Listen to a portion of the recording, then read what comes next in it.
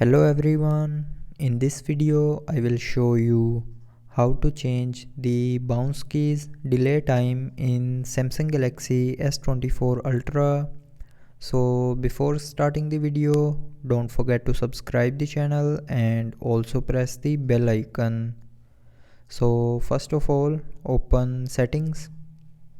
Now in settings, scroll down and here click on accessibility.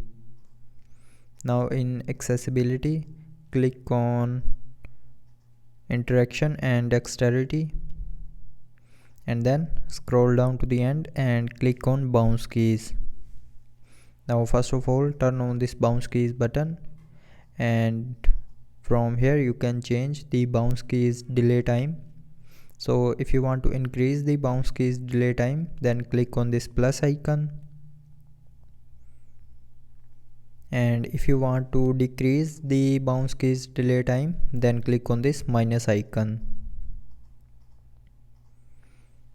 So that's how you can change the bounce keys delay time in Samsung Galaxy S24 Ultra.